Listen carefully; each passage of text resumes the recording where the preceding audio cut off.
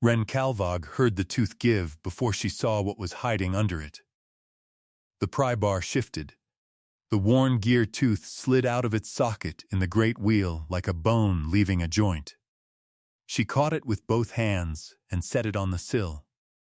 Then she raised her lantern to clean out the socket, and she stopped breathing for a moment. The socket was not square. It was cut in the shape of a dovetail, wide at the bottom, narrow at the mouth. And stamped deep in the old oak, at the base of the joint, was a mark she knew. She had seen that mark once before, on the inside lid of her great-aunt's dowry chest. A circle, a gull's wing, a broken loop at the bottom. She was maybe 8 years old then. Her great-aunt had shut the lid and said the chest came from the island, and that was all anyone ever said about the island. Now the same mark sat inside a 200-year-old tide mill in a town that had never once spelled her family's name correctly. Ren was 32, 6 weeks out of the Navy, and the newest employee of the Wicket Harbor Tourist Board. Machinist's mate, first class, honorably discharged with a shoulder that no longer trusted ladders. She had come home because the rent was cheap, and her great-aunt Sine was 90 and alone. The tourist board had one job on offer, and nobody in town wanted it. Keeper of the tide mill. Part-time, seasonal, poor pay, worse hours, because a tide mill does not care about hours. Del Purchase, the board's director, had slid the contract across his desk on her second day back. It runs on the tide, which means it runs on the moon, he said. 2 workable ebbs a day, and they walk forward almost an hour every day. Your schedule will be miserable. He tapped the page. We need the wheel turning for the fall festival. If it can't turn safely, we have another plan. Sign here. She signed. She would have signed for less. The mill was the one building in Wicket Harbor that had ever felt like hers, even though her family had only ever been a line on its plaque. The plaque stood by the door, cast in bronze, and it thanked the town fathers who built the mill, the millers who ran it, and, at the bottom, the immigrant laborers who repaired it. That was the whole sentence, no names. The town's history pamphlet spelled her surname Calvege, and the festival announcer had pronounced it wrong at every event of her childhood.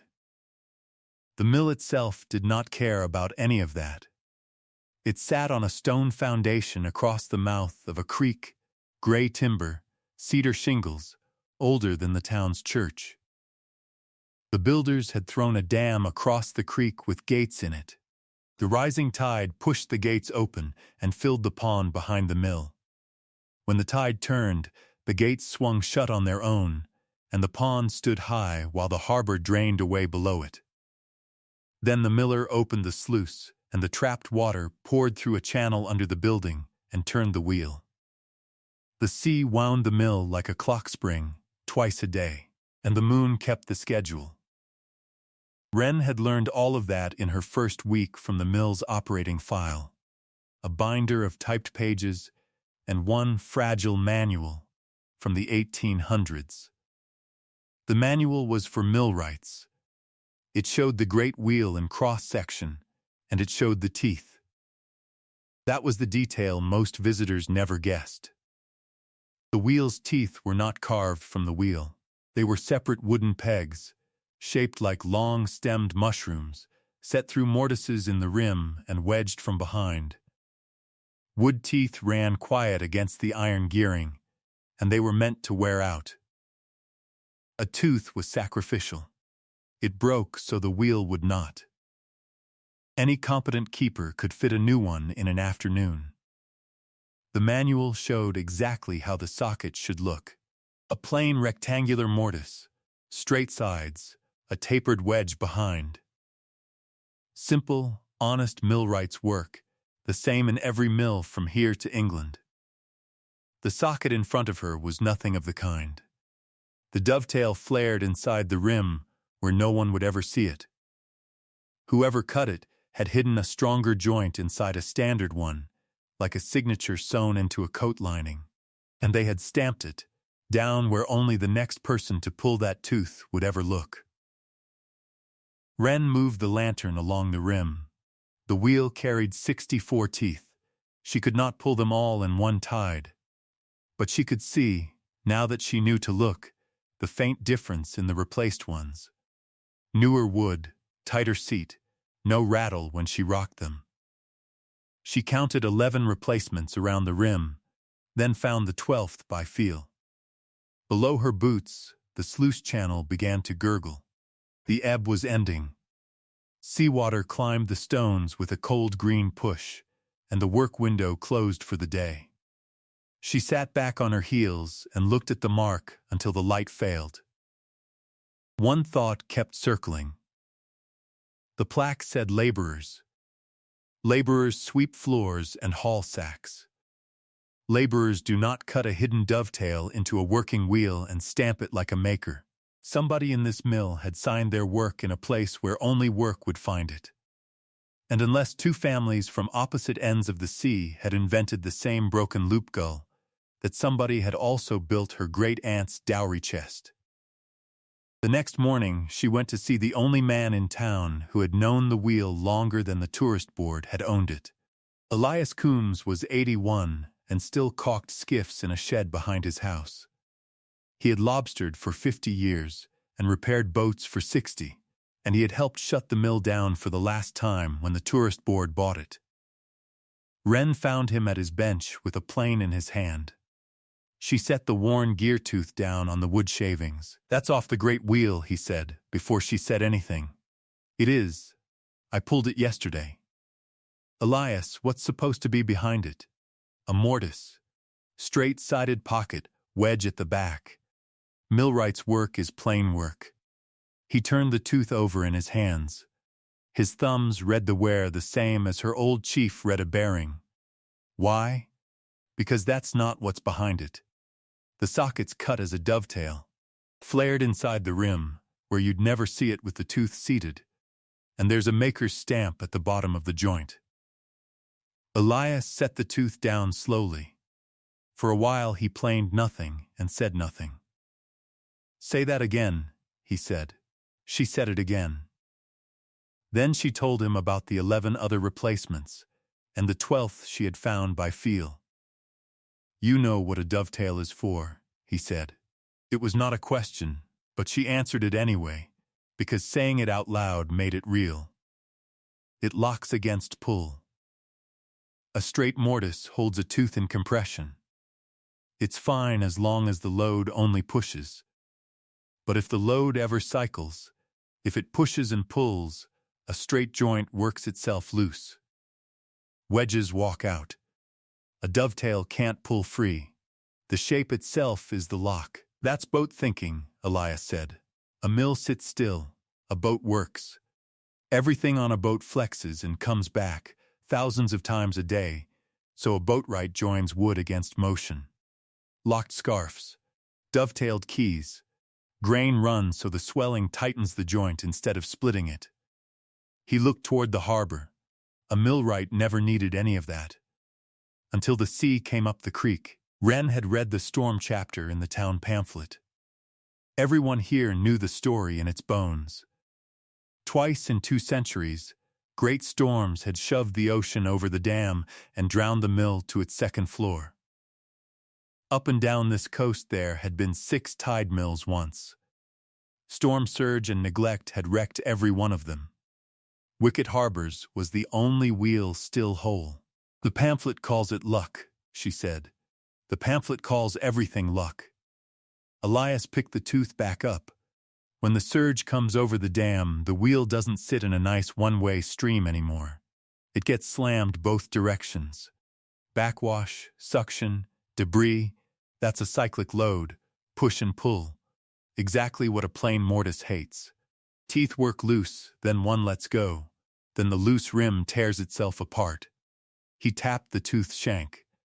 But a dovetailed tooth can't walk out. Somebody rebuilt that wheel to survive weather it was never designed for. Quietly, inside the old joints, where nobody would ever know. There's a stamp, Wren said.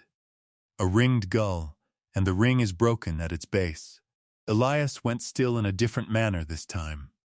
You've seen it before, inside Sine's dowry chest, when I was a kid. Then you go ask Sine, he said.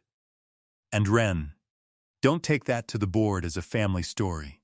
A mark by itself is a shape in wood. It isn't a name. I've seen men swear on marks and be wrong. You'll need more than a gull. Sine Kalvag lived in the last house on Neck Road, in 3 rooms that smelled of coffee and lanolin. She was 90 and small, and her eyes were still the exact gray of harbor water. Wren brought bread and told her everything, straight through, the socket, the stamp, the 11 other teeth. Sine listened with her hands folded, and then she stood, took her cane, and led Wren to the bedroom where the dowry chest sat under the window as it had sat for 70 years. Open it, Sine said. The chest was pine, painted once, worn back to wood. Inside the lid, low in the corner, the stamp sat crisp as the day it was struck. The circle, the wing, the flawed loop beneath, as if the tool that struck it had been wounded once and never mended. My mother brought this from Calvoy, Sine said. An island, rocks and boats, and 1 church. Our people built boats there for 10 generations, and then the fishery died in 1 decade, and there was nothing to build them for. So the family came here. 1891, my mother said. The town needed hands after the second great storm, and the town called them laborers, and it paid them as laborers, and it wrote them down as laborers. She touched the mark with 1 finger. This is a yard mark. On Calvoy, every boat shed struck its own. You did not sign your name to your work. The mark was the name. Whose mark is this one? Ours, Sine said simply. The Kalvag shed. My grandfather Anders struck this one. Then she closed the lid, and her voice got the careful flatness Wren remembered from childhood. But listen to me. This town decided a long time ago what we were. If you climb up in front of them waving a gull in a circle, they will smile at you and pat your arm and keep the plaque exactly as it is. A mark is not proof to people who do not want proof. Elias is right. You will need the kind of evidence that doesn't care whose family it belongs to. Then I'll find that kind, Wren said. Sine looked at her for a long moment. You sound like Anders, she said. That is not entirely a compliment. He also could not leave a thing alone. The Wicket Harbor Historical Society kept its archive in the church basement. 2 rooms of boxed paper watched over by a volunteer named Mrs. Pell. Wren spent 4 evenings down there, and the archive did what archives usually do. It refused to tell her the story she wanted. The mill's account books survived, nearly complete, in a proud row of leather spines. She read every entry from that second storm forward. The books recorded corn ground, tolls taken, candles bought, a new sluice gate, a mason's bill for the dam. Nowhere did they record a rebuilt wheel. Nowhere did they record 64 new sockets, or new teeth, or the weeks of skilled labor that work would have demanded. The most expensive repair in the mill's whole history was apparently missing from the mill's own ledger. Worse was the wage book. The mill had kept one, and her family was in it. There they were, week after week, 3 Kalvag men, their names spelled 2 different wrong ways by the same clerk, and beside every entry, the same 2 words. Sweeping, hauling, paid at the day rate for unskilled men, half what the listed carpenter drew. The paper trail did not prove her story. The paper trail flatly contradicted it. According to the only records the town possessed, her family had pushed brooms. She understood, sitting there with the dust, what Elias and Scene had both been telling her. A physical clue and a paper record are two witnesses, and honest work meant letting them cross-examine each other. Right now, the paper was winning. She was still in the basement on Thursday when Del Purchase found her. He came down the stairs with a roll of drawings under his arm and the cheerful, terrible energy of a man whose problem has just solved itself. Ren, good, saves me a call. He spread the drawings across the reading table, on top of her wage book. The board met last night. We got the structural engineer's memo on the mill. The building's fine, the dam's fine, the wheel is the problem. His words, a 200-year-old assembly of unknown internal condition. He won't certify it to turn with the public inside the building. The wheel is sound. I've been over every. You're a machinist, not a licensed engineer. His stamp counts, yours doesn't. He said it without cruelty, which somehow made it worse. He smoothed the top drawing. It showed the mill's interior, and where the great wheel stood, a clean gray shape. So here's the plan we can afford. We take the old wheel out in sections, and we install this.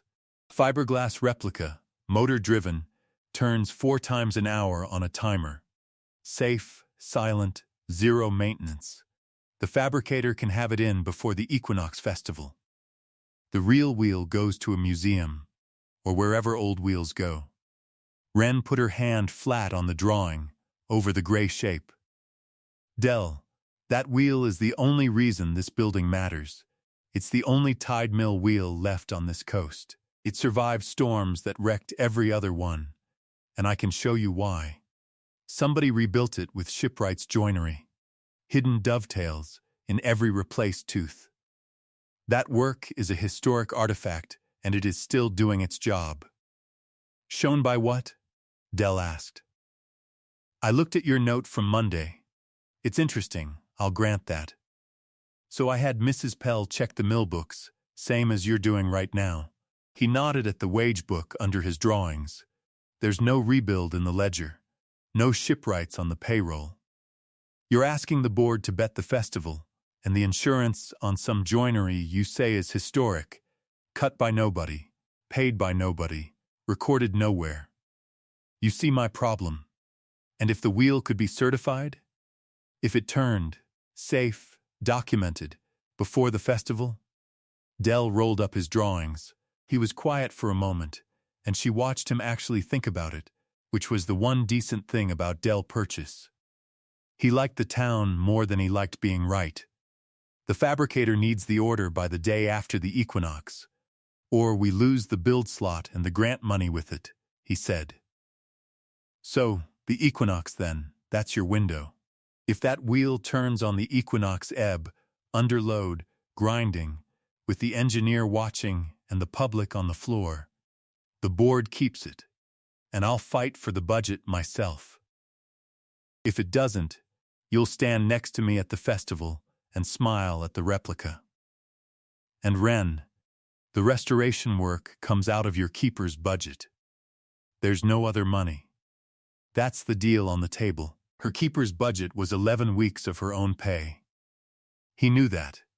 He watched her do the arithmetic in her head, and he had the grace to look sorry about it. Done, Ren said. That night she sat at Sini's kitchen table and laid it out. The deadline, the budget, what it would cost her. Sini heard it through without a word. There is a cheaper path, Sini said at last.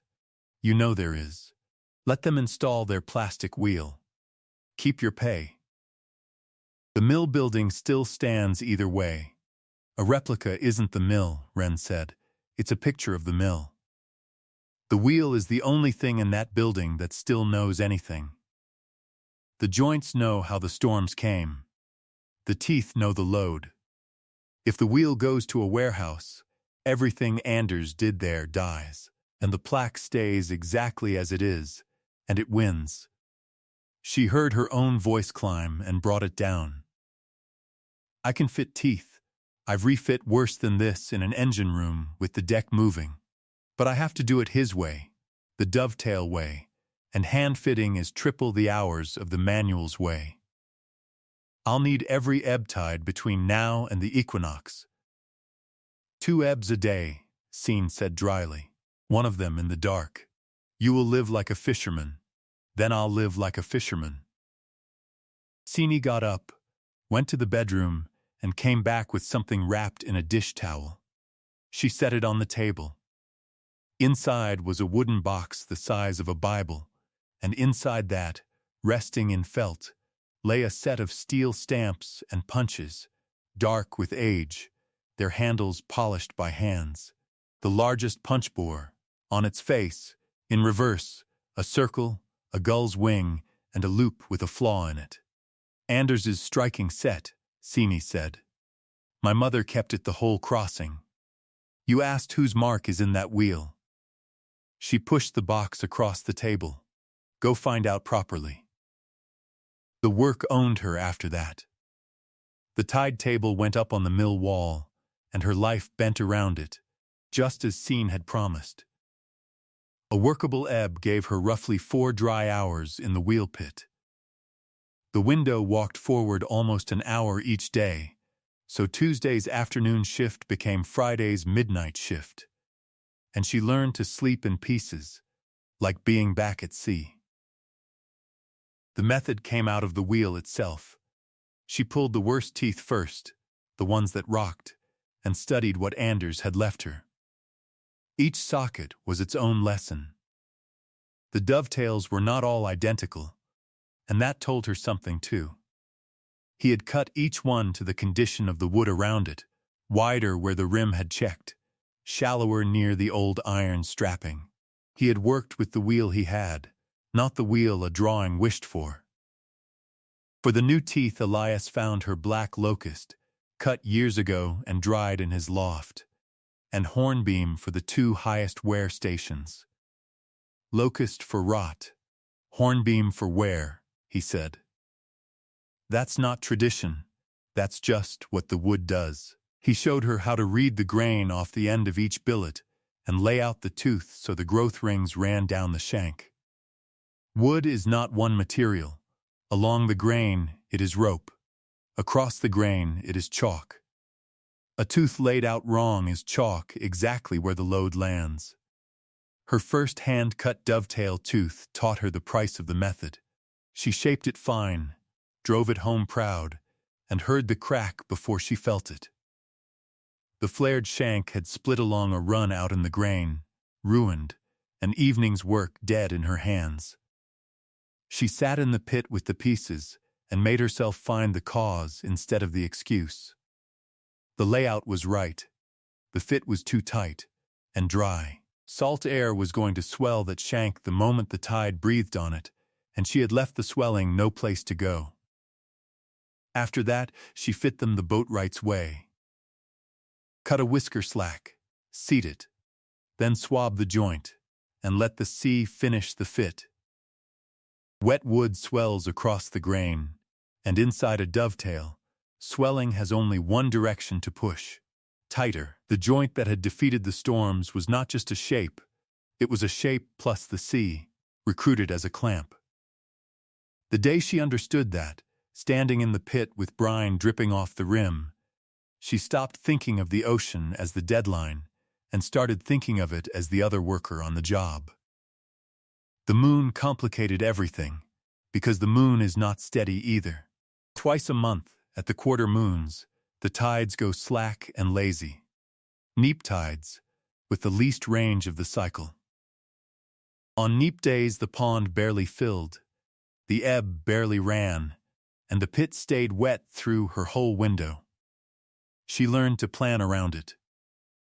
Neap days became shop days at Elias's bench, shaping shanks and dressing bearing faces.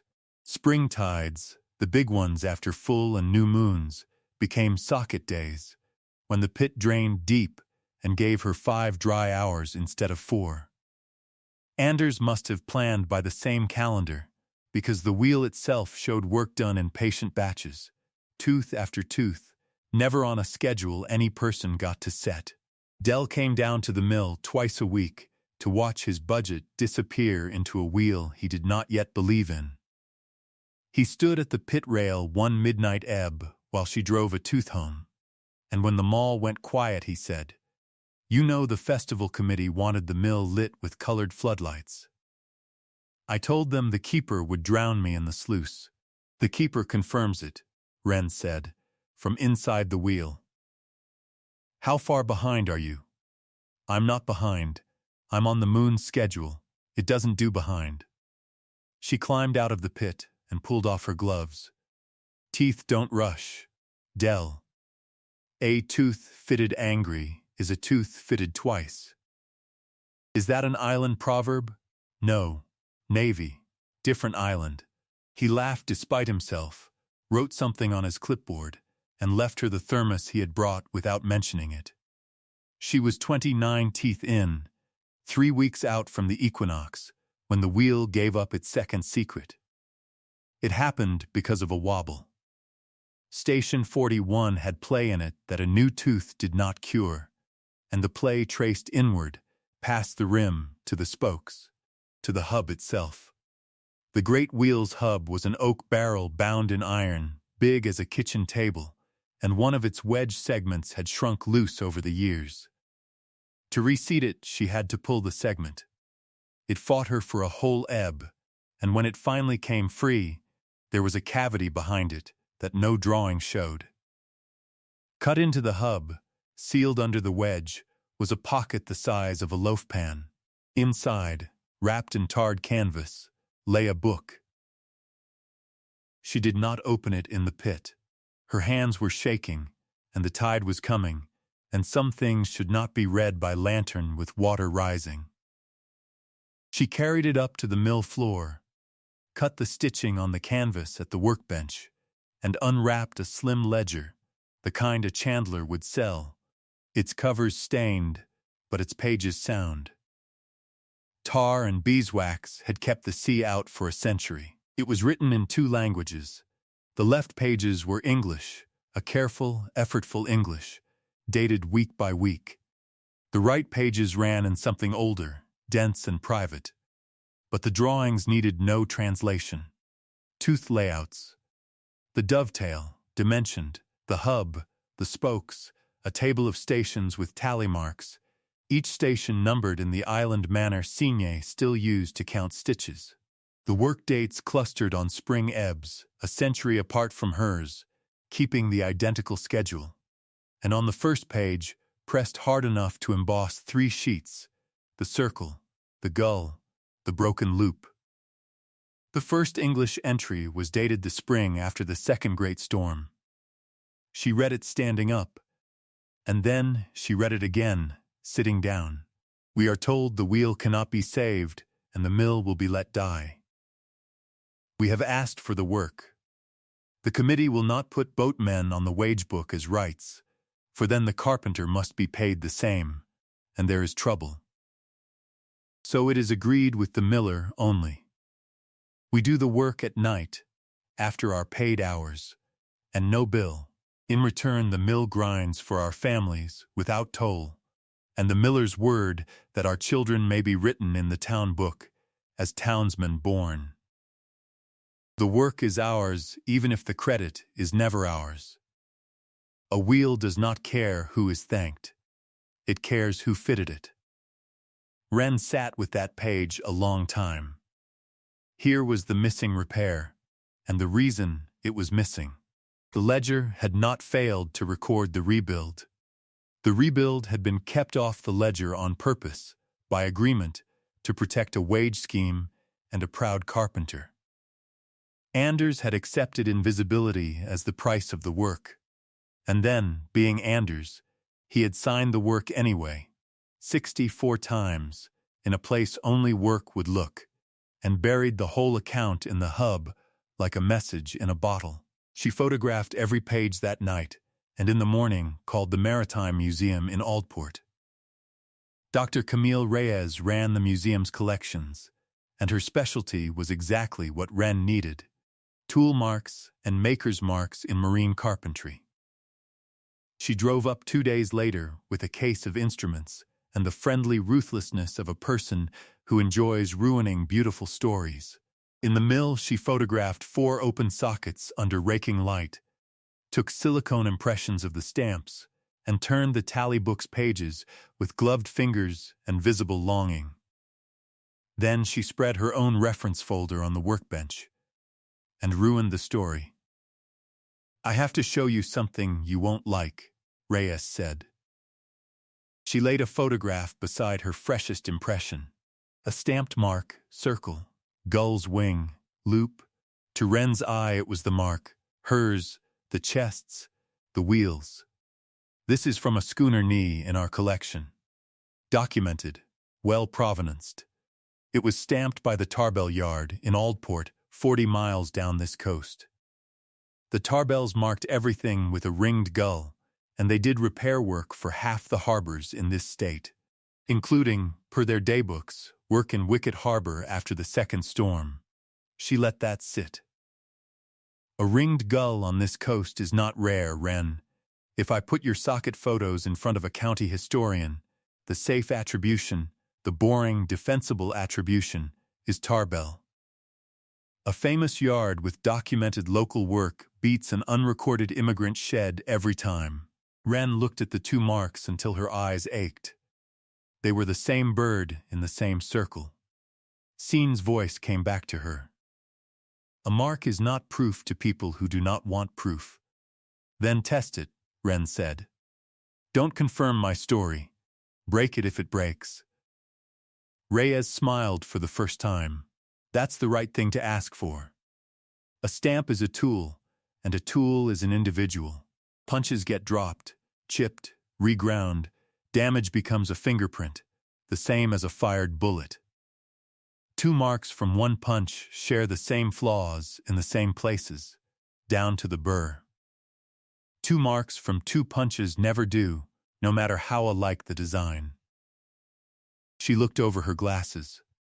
The comparison needs the punch itself, or a mark we can prove came from it. Wren went to her bag and set the wooden box on the bench. She opened it and lifted out the largest punch and turned its face to the light. Reyes did not move for a second. Then she said, quietly, "Where has that been for 100 years?" and reached for her microscope.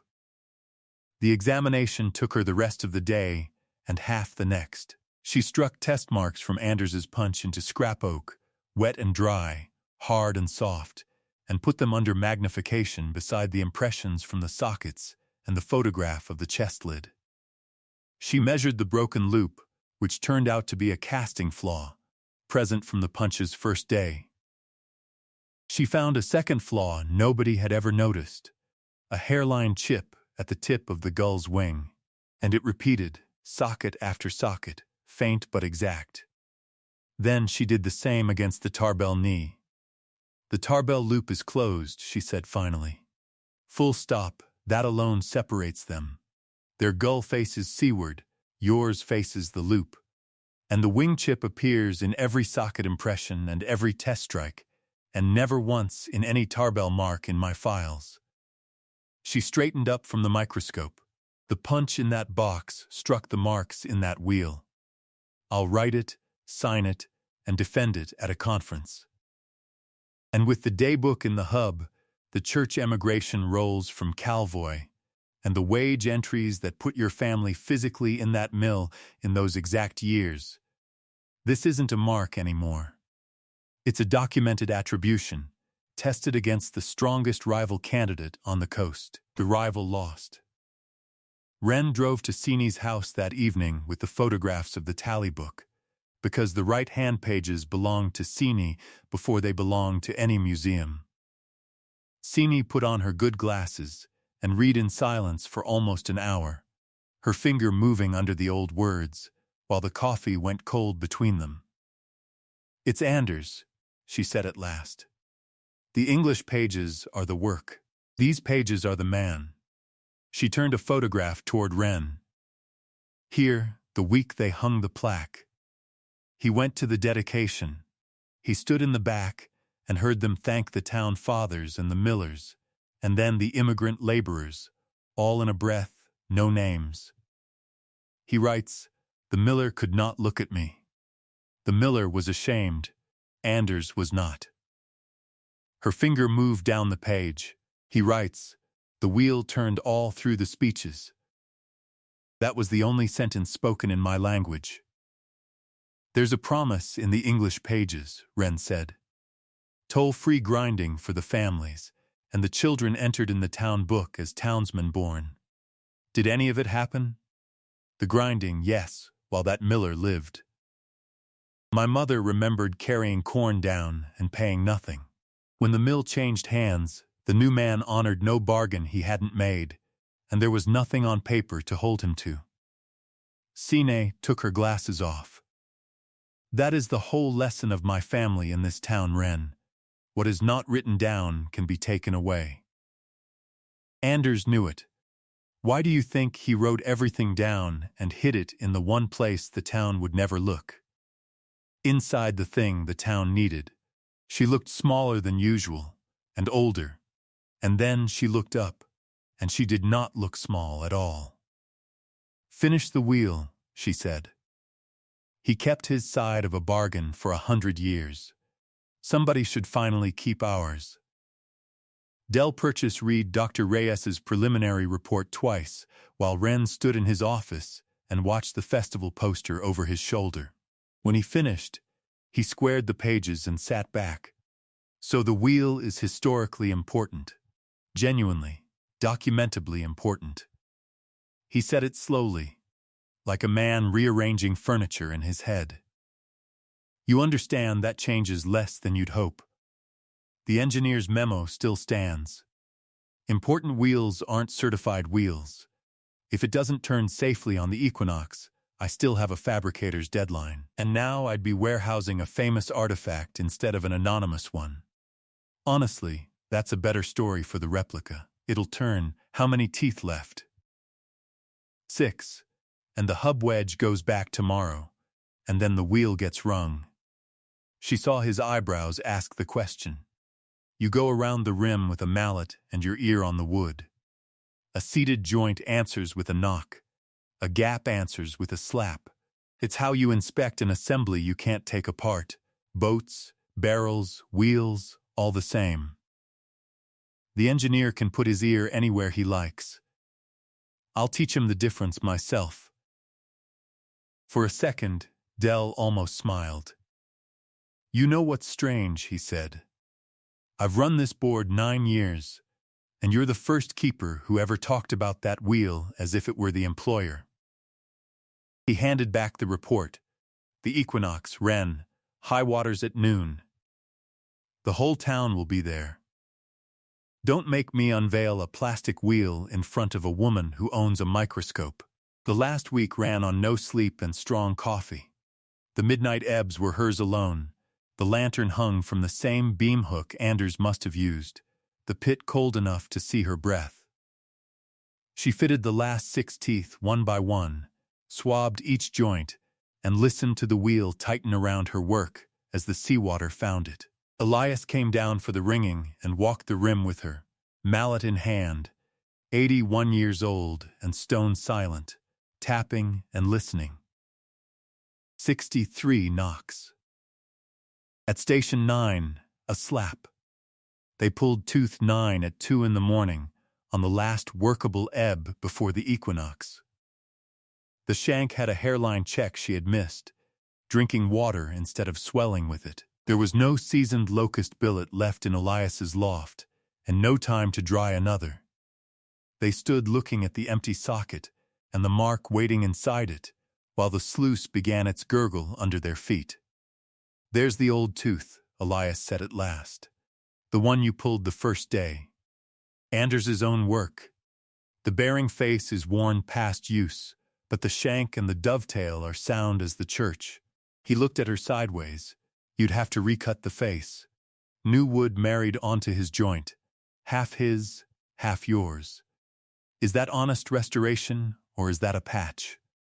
On a boat, we'd call it a graving piece, and nobody in 10 generations ever apologized for one, Elias said. Old wood where it's strong, new wood where it wears. That's not cheating the past. That's how the past got here in the first place. Every plank on every old boat afloat is a conversation like that. So the last tooth in the great wheel became two makers' work.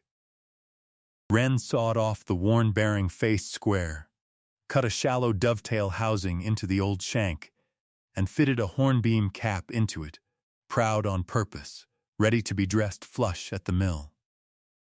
She worked at Elias's bench until the sky went gray, and before she wrapped the finished tooth in a feed sack, she did one more thing. She set Anders's punch against the fresh hornbeam, low on the shank where only the socket would see it, and struck the gull once. Then, beside it, with a small chisel, she cut a plain letter of her own, the first stroke of her name, the mark of the second Calvog to fit this wheel. Sini had told her a mark was the name. Fine, now the tooth carried both of theirs. The equinox came up out of a clean, cold night, the sky rinsed blue, the harbor brimming. It had landed close to a spring tide, one of the big runs after a new or full moon, and the harbor gave them the fullest water and fiercest ebb of the season. The pond behind the dam filled to a height Wren had never seen, right to the stone coping, and lay there flat and heavy as poured metal, a whole tide's weight banked up and waiting for one gate to open. There would never be a stronger head of water to prove a wheel against, and there would never be more witnesses. By late morning, the mill floor was packed shoulder to shoulder, and the festival crowd overflowed onto the dam and the creek bank. Dell had roped a viewing line across the floor. The structural engineer, a careful man named Hartwick, stood inside the rope with a clipboard and made no promises with his face. Dr. Reyes had driven up from Aldport with 2 colleagues and a camera on a tripod. Elias planted himself by the sluice lever as if he had grown there, and in the front, in a chair Wren had carried down herself, sat Senia Kalvag in her church coat with the dowry chest's key on a ribbon around her neck, because she said a person should bring some evidence to a hearing. Wren had one job left before the water. The last tooth went in before the crowd because she wanted it witnessed. All of it. The socket, the joint, the mark. She knelt at Station 9 with the feed sack open and held the tooth up so the front rows could see the flared shank. This socket was cut about 100 years ago by a man this town paid to sweep floors, she said. Her voice carried better than she expected. The mill stone held her up like a speaking shell. It's a dovetail. It has no business being inside a mill wheel, and it's the reason this wheel exists when every other tide mill wheel on this coast is gone. There are 64 of them hiding in this rim. Today, you get to see one work. She seated the tooth by hand to the last inch, then drove it home with the maul, 3 swinging blows that cracked off the stone walls like shots. The joint closed with a sound she felt through her knees, wood on wood, final. She swabbed the shank with seawater from the bucket, stood, and stepped back over the rope. Mr. Hartwick, she said, it's your wheel until you say otherwise. Hartwick spent 20 long minutes inside the rope. He walked the rim with the mallet as she had taught him, tapping, listening, his ear near the wood, while a few hundred people held their breath, and a toddler somewhere asked loudly what the man was doing. He checked the hub wedges, the bearing blocks, the new keeper plates she had fitted, the clearances at the pit walls. At Station 9 he tapped twice, then a third time, and looked up. Knock, he said. 64 knocks, no slaps. He signed the top sheet on the clipboard and handed the copy to Dell. Certified to turn under load, subject to keeper inspection at every ebb. Which, from what I have seen, is not a condition this keeper will find burdensome. Dell looked at the paper and at the crowd, and Wren watched 9 years of festival planning perform a controlled demolition of his replica in real time. To his lasting credit, he grinned. "Miss Calveg," he said, loud enough for the room, and he pronounced it correctly. "First try. The tide's turned. I believe you're on the clock." The pond was full. The harbor below the dam had drained away all morning, and now the difference in height stood taller than a man, all of it leaning on one oak gate. Wren took her place at the sluice lever beside Elias. Through the floor she could feel the emptiness under the building, the channel waiting, the wheel hanging in it, 64 teeth in the dark. "Slow," Elias murmured. "Let it find its feet." She opened the sluice a hand's width. Water went under the floor with a sound like a long breath, and the mill changed. There is no other word for it. The building woke. The great wheel took the stream, moved a foot, and stopped.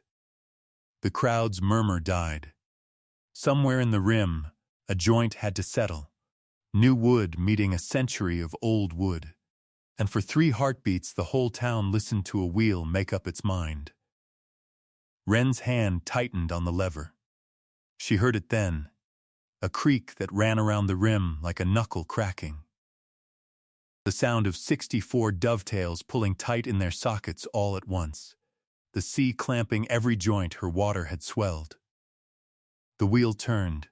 It came around slow, gathering, dripping, huge, and the pit gears took its teeth one by one, wood meshing into iron with a click and roll like an enormous clock. She ran the sluice out to its full gape. The wheel bore down, and the whole mill leaned into its work, timbers taking up load paths they had waited a decade to carry. Upstairs, the millstones began their grumble. Elias fed the first sack of corn into the hopper with his own hands, and after a while, out of the chute, warm and sweet-smelling and completely ordinary, came meal. The crowd did not cheer at first. They did something better. They went quiet, all of them, and listened to it run. Then a fisherman in the back said, clear as anything, "Well, damn," and the room came down in laughter and noise, and the wheel just kept turning, uninterested, on schedule, the same as it had turned through the speeches at a plaque dedication 100 years before. Wren found Scene with her eyes. Scene was not looking at the wheel. She was looking at the sluice, at the machinery of the moment, dry-eyed, nodding slowly. The way a foreman nods at a job done to spec.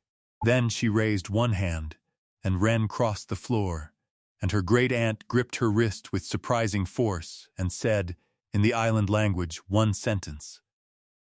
Later, when Wren asked, Sini translated it. It is the sentence Anders wrote on the last page. The wheel does not care who is thanked. It cares who fitted it. The board met in open session 2 weeks later, in the mill itself, because Dell had discovered that meetings held next to a turning wheel drew a crowd. The agenda ran 3 items. The first made the mill a working museum, with milling demonstrations on every daytime ebb, and put the fabricators' grant money into a maintenance fund for the wheel instead. Dr. Reyes presented the attribution, the punch and the sockets side by side on a screen, the tarbell comparison and why it failed, the tally book, the wage entries, the church rolls from Calvoy. She was careful in exactly the manner that made it unanswerable. No single mark proves a family, she told the room. Marks lie, memories lie, and coincidence is real. That is why you test. This attribution survived the strongest rival explanation we could throw at it. The Calvag shed built that wheel's survival into it, off the books, on their own time. And their own record of the work has been sitting inside the hub for a century, waiting for the town to be ready. The second item retired the plaque. The bronze came off the wall to a sound Wren had not expected. applause, and it went to the Historical Society's case in the church basement, labeled honestly as an artifact of its own moment. The new plaque was cut by a stone carver from Aldport, and Wren read the proof sheet 4 times before she approved it. It named the town fathers and the Millers as before. Then it named the Wrights. Anders Kalvag, his brothers Nils and Henrik Kalvag, found in the tally book's work rosters. The spelling checked against the church rolls, letter, by Scene herself, with her good glasses on. And at the bottom, under the heading of keepers, one more line. Wren Kalvag, machinist, who restored the wheel and keeps it turning. The third item was a single sentence, moved by Dell, passed without discussion. On every equinox, the mill grinds toll free for any family in Wicket Harbor, in honor of a bargain kept late. The tally book went to the Maritime Museum on loan, under glass, opened to the first page where the gull was struck deep enough to shadow. Scene went down to Aldport once to see it displayed, read the label, and pronounce the translation acceptable, which Reyes framed and hung in her office. The dowry chest stayed on Neck Road, under the window, where it had always been. Some records belong to institutions, some belong under a window in the last house on the road. Winter came, and the tourists thinned, and the tide kept its own calendar, and so did Wren. Keeper turned out to be a real word, not a title. It meant grease on the bearing blocks and ice cleared from the gates. It meant walking the rim with a mallet on the dark ebbs, tapping, listening for the one slap among the knocks. It meant the logbook she now kept on the workbench, dated, in English, every repair and rate and storm. Because what is not written down can be taken away. She wrote the log for whoever came after her. 100 years from now, some stranger with a pry bar and a lantern, pulling a worn tooth on some cold ebb long after her. The school came through in November, a 4th grade class in bright coats, herded along the viewing rope while the wheel ran the noon ebb. Wren had built a teaching board for exactly this, a sample socket cut 2 ways, straight mortise beside Dovetail, with a loose tooth for each. She let the kids pull on both. The straight tooth slid out with a tug. The dovetailed one would not come, no matter how hard the biggest boy in the class hung on it, and she watched the idea land in their faces. The shape itself is the lock. Who cut the trick one? A girl asked. The trick one was, Wren decided, a fair name for a hidden dovetail. A boat builder named Anders Kalvag. His name's on the plaque by the door now. It wasn't there last year, why not? Wren considered the honest answer and gave it. Because he wasn't paid to be a boat builder here. He was paid to sweep. The proof he was more got hidden inside his own work, and it waited there until somebody pulled a worn tooth and found it. That's most of history, honestly. It waits inside things that still work. That's why you keep the things working. The teacher, gathering coats at the door afterward, paused by the plaque and read the bottom line. Kalvag, she said, carefully, correctly, testing it. Any relation? All of them, Wren said. On the first hard gale of the season, she went down to the mill at midnight, because keepers do, and stood on the floor in the dark while the storm shoved at the coast the way it had shoved twice a century for 200 years. The building groaned and held. Under the floor, the wheel stood locked and quiet in its flooded pit, 64 dovetails gripping their sockets, the sea tightening every joint it had ever been invited into. Wren put her palm flat against the old rim, over Station 9, where 2 makers' marks sat 60 years of wear away from being found. Somewhere under her hand was a gull with a broken loop, and beside it, the first letter of her own name, waiting in the dark, the newest entry in the oldest ledger her family kept. The tide turned an hour before dawn. She raised the gate and let the wheel run anyway, alone, no corn in the hopper, just to hear it. It sounded like knocking. It sounded like an answer.